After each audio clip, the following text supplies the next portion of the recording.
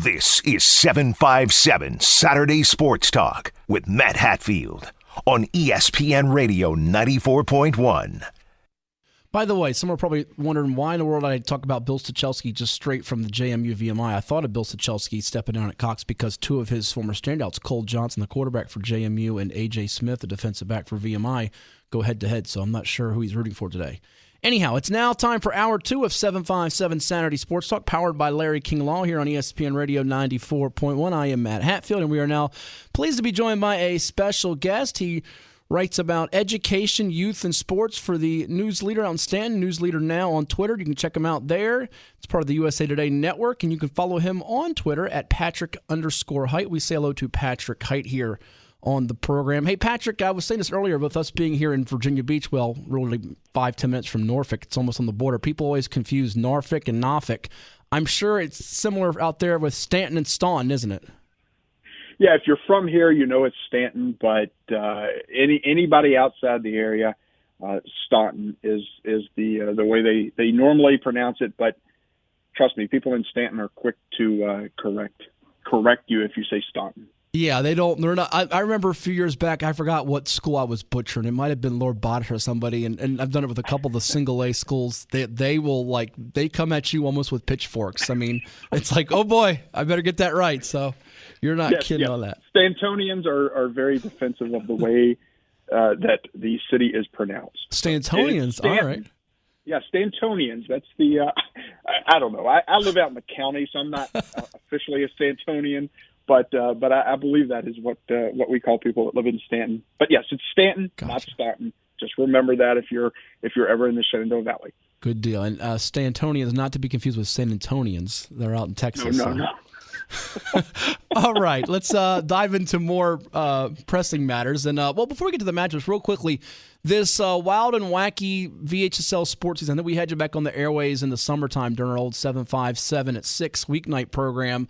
I know we were sitting there kind of on pins and needles. We even have this type of season. The winter was funky. More teams, it felt like, didn't play, although there was more teams that didn't. But in a lot of areas, it was very little action and very few people able to go. We're starting to get closer to out of this whole deal as people are getting vaccinated. But kind of give me your take of how you've adjusted and adapted to covering things this year, probably doing more virtual than in person, I'd imagine.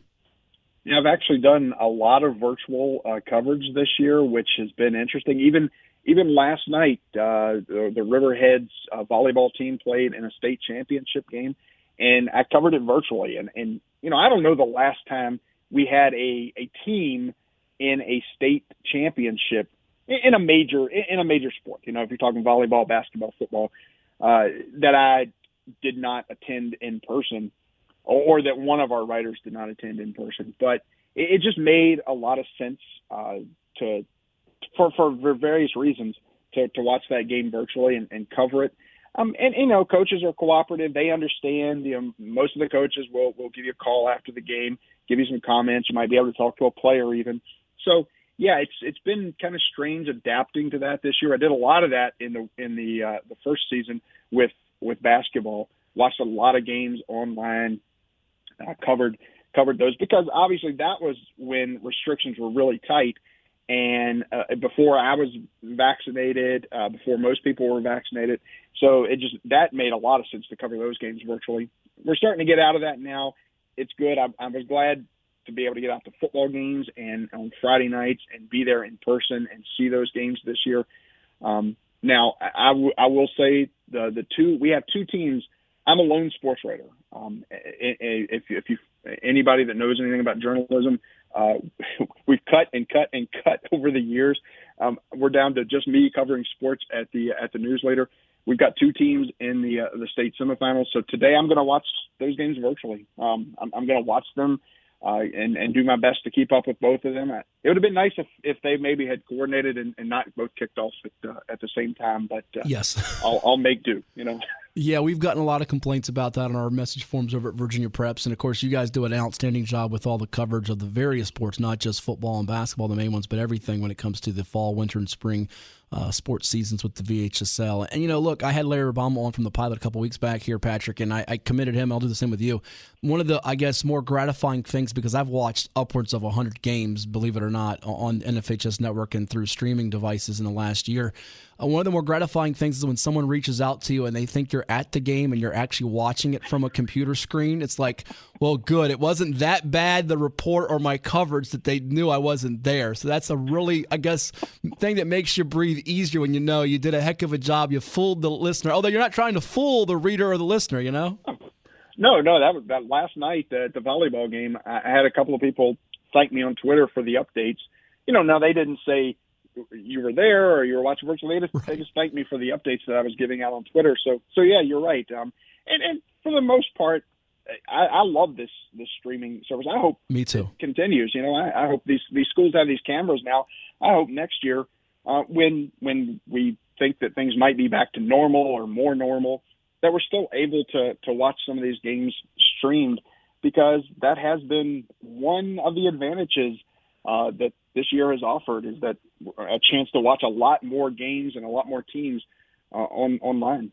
Yeah, and listen, I had a post several weeks back. I think some might have misinterpreted. Look, I think the Pixelot and the NFHS and even some that are on YouTube and Facebook Live, though the quality may not be quite as crystal clear, some of them, I think it's fantastic. I think for the indoor events, especially when you're talking about things like basketball and wrestling and volleyball, it's really great. You get a good view. When it's, some outdoor events like football, you might need multiple camera angles. There's some tweaks that need to be made, but I think about 5, 10, 15, 20 years ago, we couldn't have done it. So it's definitely made our jobs better, and it makes the person that can't come to the game, even if they wanted to, that live in different cities and counties and states, certainly appreciative that they can actually be there and it's sort of a way watching it on a screen. Yeah, completely agree. And, it's great. I've heard about, so many, uncles and aunts and cousins and people from out of state that want to follow these teams. They've got a chance to do that now. And like I said, I hope that the schools will at least continue that in some fashion going forward. All right, let's get to the games today. You got two teams in your area playing, two teams that are in our listening area here in Tidewater, with Riverheads taking on West Point in Class 1. But let's begin with the Class 2, Stewart's Draft and Poquoson. Stewart's Draft trying to get back to the Class 2 final after falling to Appomattox in 2019. And, of course, Appomattox is looking mighty, mighty strong, and they've got themselves a matchup today against Union out in Big Stone Gap. But first meeting between these two, the Islanders and the Cougars, and it figures to be I guess a mirror images matchup with the way they both run the ball and play defense. Yeah, I think they're going to see a lot of similarities between these teams. Fans in the Valley will remember Poquoson from a couple of years ago when they came to Stanton to play Stanton High School, then Robert E. Lee High School, in the state semifinals. And that game went to 2 overtimes, I think, before Stanton won it and got to the state championship. So this Poquoson team is going to be a good test for Stewart's Draft. If Stewart's Draft wins, it's going to be based on their defense. I mean, they were a great defense last year. They're even better this year, I think. They're giving up 5 points a game. They are dominant on that side of the ball. Latrell Fomby on the defensive line, he's the regional defensive player of the year. If you hesitate, if you stop at all in the backfield, he will be on you. I can't tell you how many opposing coaches this year he's the first player they mention. When you ask about that Stewart's Draft defense, when you talk to a coach about the game against Draft, he's the first player they mention because he has been so dominant this year. But he's not the only player. I mean, I looked, they had 6 defensive players in the all-region team. Yeah. So they are loaded on defense. Poquoson will have to figure out a way to score against them, and not many teams have. Not even the powerful Riverheads offense. They beat Stewart's Draft, but it was 10-7 in overtime. So not a lot of teams have been able to score against this Draft defense. Yeah, I'm getting the sense, and this was similar to what happened for Poquoson in its regional semifinal, that they won by a close margin. It didn't take more than 16 points to beat Nottoway, and certainly Stewart's Draft was down 3-0 in the regional championship against Strasburg, but came back to win 23. I feel like the first team that if you get to 20 or 21, that can win the game. And kind of getting some info, as I'm sure you did this week, from both the coaches and speaking with them, Elliot Duty at Poquoson and Nathan Floyd at Stuart Straff. It was kind of funny to me, and going back to that point of they're like us, we're like them. They didn't hide it. There's no secret about what they do. Not a lot of trickeration, if you will, or trickery. But did you get kind of a vibe of more confidence or apprehension from either guy? Because one team's played here 8 games, the other team's played 6 games. Although Poquoson is playing its best ball right time of the year, kind of give me your sense on the confidence meter for the two coaches. From what I gathered, I mean, both of them feel confident and feel like if they can do what they do, that they can come out on top.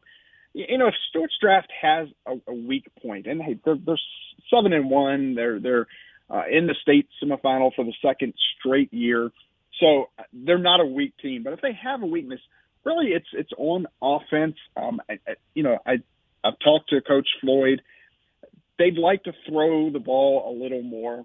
I think if this was a traditional season where you had the 10 regular season games, you had a couple of games maybe in the preseason that you could get ready, and then 10 regular season games, that you would see this team maybe more two-dimensional, maybe throwing the ball a little more than they have. But they've been very reliant on the run. Aaron Nice has carried that team really. Although Kobe Rothgeb, Blake Roach are very capable at running the ball, it's really Aaron Nice is the kid. He's got 690 yards this year and 9 touchdowns for draft. They run him a lot, sometimes out of the Wildcat too. Where he'll just take the direct snap and take off. I'd like to see them. And again, maybe if we had a longer season, they would have worked on this a little more. But I think they can beat Poquoson the way they play now. I think if they hope to win a state championship, they're going to have to maybe spread it out a little more, maybe try to throw the ball a little more to Joel Howard, who is a weapon out there. He has 18 catches this year, so it's not like they totally ignored him. But if he can catch the ball and get a little space, he has got speed. He can really hurt a defense. I'd like to see them maybe against Poquoson today try that a little more because, like I said, if they can get past Poquoson, they're going to have to throw the ball more next week to either beat Appomattox or Union. I think most people expect them to be playing Appomattox next week, but I think they're going to have to throw the ball a little more to even stay with Appomattox. They can't just rely on the running game. They can't just rely on Aaron Nice, running it down your throat. But so I'm curious to see what they do against Poquoson today, and if they try a little more mixing it up. So. Yeah, interesting. Well, I think you can chime in if you disagree. I think we'd give the edge defensively to Stuart's draft. It's probably a wash to some extent, depending on the day and how it goes in terms of the offense and the running game. If there is a slight edge or any kind of edge for Poquoson, it might be the kicking game with Ethan Snedden. Kind of give me, could that be something, if this game is close, that could have helped the Islanders as they try to spring what some would call maybe a mild upset if they were win today, the kicking game and special teams, if you will? Sure, I think that could be, but I will tell you, Stuart's draft has got a quality kicking game as well. Okay. They've got a freshman, Bryce Dennison, who has been handling their punting duties and kicking. I've seen him make some really nice plays for a freshman back as punter. They've had a couple of times this year I've seen the ball snapped over his head, and he's done a nice job of getting back, getting the ball, either getting rid of it somehow, some way. And then as far as kicking field goals, he can nail it. I think he had a 35-yarder this year. The kid can kick for a freshman. Now, he's a freshman. If he's put under pressure today, if he has to make a field goal late, can he handle that? We'll see. There's some complaints from the Stuart's draft fans when draft played Riverheads. They went into overtime, tied at 7. Draft got the ball first. They had 4th down. They could have sent him out to kick. Instead, they elected to go for it. They failed to do that. Riverheads comes down, ends up getting a field goal and winning the game. So, you wonder how much confidence the coaches actually have in him in a pressure situation. But from what I've seen of that freshman, he's been really good. And I think the draft kicking game is better than some people might think.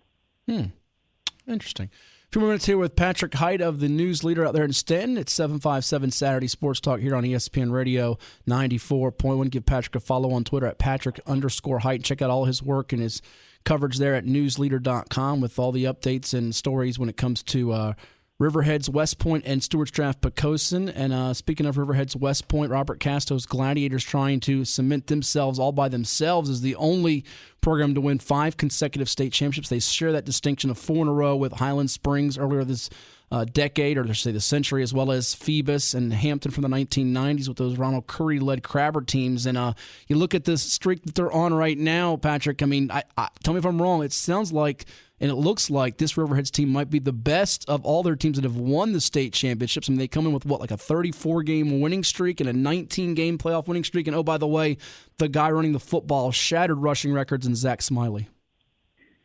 Yeah, it sounds strange to say this might be the best team, but I think you're right. It might be. I mean, Zach Smiley has just been a dominant force. He's got over 1,000 yards this year. He's got 19 touchdowns, 17 of them on the ground, and he's not the only weapon they have. They've got I think 5 backs that have over 100 yards rushing this year. This team is absolutely dominant. And, say what you want about Class 1, especially about Region B, because Riverheads has not really been challenged in Region B. You can go back for years. So this is the 4th. They've won 4 state championships in a row. They've been to 5 straight state championship games. And really, I was looking back through the regions. Maybe they've been pushed twice in regional games. Essex in 2017 gave them a game. Back in 2015, I think George Wythe gave them a bit of a game. Really, in the playoffs at all, they just do not get pushed until the championship. Galax beat them once in the state championship game, gave them a heck of a game last year. A lot of people are expecting that to be the state championship game again this year. So we'll see, but yeah, you're right. Riverheads, this might be, of the many great teams they have had since Robert Casto's been there, especially since that first state championship in 2000. This might be the best team. And the scary thing was, after the regional championship, Robert Casto said, we're just still getting better. We've only played 8 games. We're still finding our way. And I think we're getting better. To opponents, that's got to be scary to hear. It really does, and it's you marvel at the fact, I think, that school once was 0-6 in the playoffs in their history before they've rattled off now 44 playoff victories, and it's soon going to be, it looks like, maybe 8 state championships. They could be getting to 10, 11, 12. They keep this going on for a few years, and Casto was going to give it up. He decided to come back, and after a brief little hiatus there, didn't even miss any games or seasons. But, you hate to look past the opponent here in West Point, who's been a nice story here for Coach Jack Lawson and his team, but I think they're the biggest underdog on the board. It's probably debatable between them and William Fleming, who plays Stonebridge in Class 5 of these 11 state semifinal games. But if a team is going to beat Riverheads, Patrick, my hunch is they're going to have to do it by passing the football. I'm not sure West Point can do that, but maybe Galax can with that Cole Pickett kid. Yeah, I think that's what you look at. The only way that you can beat Riverheads is to have a good passing game. Caswell, to start the season off, and again, that was first game of the season. Riverheads was still just really trying to find itself, but Caswell had a good quarterback, threw the ball, and that game was competitive up through the third quarter. And then Riverheads pulled away a little bit, but really that's it. Draft didn't throw the ball much against them. Draft beat them, or didn't beat them. Obviously, lost in overtime, 10-7, but played them tight with defense. They didn't throw the ball a whole lot. They ran what they normally do on offense and just let their defense take over. But you're right. I think if anybody's going to beat them, you're going to have at least some passing game. And I'm not sure West Point can do that. I talked to Coach Lawson earlier this week, and that is a good story. He said he went into this season thinking it was a rebuilding year, and didn't really have any expectations of them playing for a berth in a state championship game. It certainly helps that some teams, because of COVID, decided not to play this year. That certainly helped them, and he admitted that. He said, this was a year it kind of opened up for them, and they took advantage of that. So I think it's a great story. I'm happy that they are to this point, but boy, I think it comes to an end today. If if they pull off that upset, it's one of the bigger upsets in high school football history, probably. Oh, without a doubt. And, I think if Essex was playing, who ordinarily is a team that would run into Riverheads around this time of the state playoffs, and they didn't have a chance to play fall sports, that we might be talking about them today. But it's neat for that West Point community, which really supports its programs. And they got a couple key guys coming back who run the football well for them with Elijah Atkins and Khalil Norris. So we could see them potentially again in the fall, or I should say late fall, early winter of this 2020 calendar year, which has not been nearly as difficult for us as the 2020 year. Well, you can follow everything when it comes to high school sports up there in Stanton, when it comes to Riverhead, Stewart's Draft, their matchups with Poquoson, as well as West Point today, newsleader.com, and check them out on Twitter, Patrick_Hite. Always a pleasure, my friend. You be well, enjoy the weekend, and I'm sure we'll talk with you sometime in May or later, all right? Hey, Matt, thanks for having me on.